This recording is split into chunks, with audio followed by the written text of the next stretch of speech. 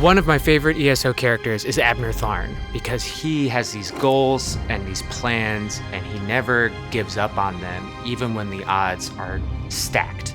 Well, Abnur Tharn is, he's a very old wizard. He is the Grand Chancellor of the Imperial Elder Council, and he's a battle mage without equal.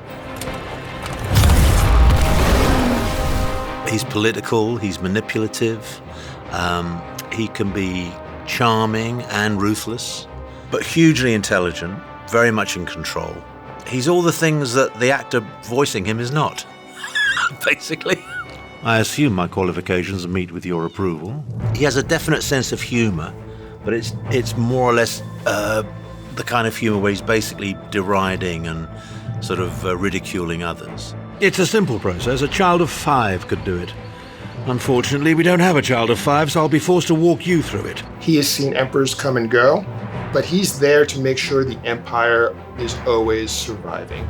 He believes that it brings civilization to Tamriel, and without that civilization, all you have is chaos. Abnur is a character that often just looks at people and sees them as assets, as pieces on a board that he's moving around to various locations and trying to advance his own agendas.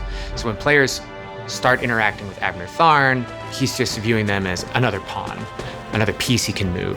I expect nothing but your continued assistance, Vestige. However, I concede that your aid in recovering the relic was vital. I really loved writing Abner's lines because they are poetic and lyrical, and it was a very cool experience knowing that I was going to get a great actor to perform these pretty complicated but flavorful lines.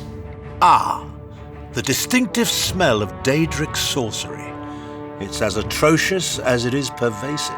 All the lines that I've enjoyed have always been the ones where he's being slightly kind of sarcastic, you know, and he uses language in a very interesting and sort of passive-aggressive way. I mean, I'm looking at a line right now. Given your relative unimportance, you should be able to travel unmolested. Now, there's something really interesting about that structure. It's a very smart and funny way of actually putting someone down with a real kind. I mean, he could have just said, "Shut up, you're not important." But he's, you know, given your relative unimportance, you know, he likes language, you know, and he's sort of he's not afraid to use it. And he does. He uses it like a sword.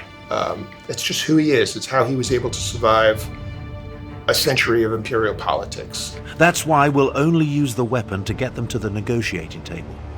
Diplomacy works best when facilitated by a big stick. He is so focused on his ambitions and achieving his aims. He can think his way out of any dead end. And I think that lesser people would have quit, right? They would have given up in the face of a rage of dragons. But Abnur Tharn would never do that.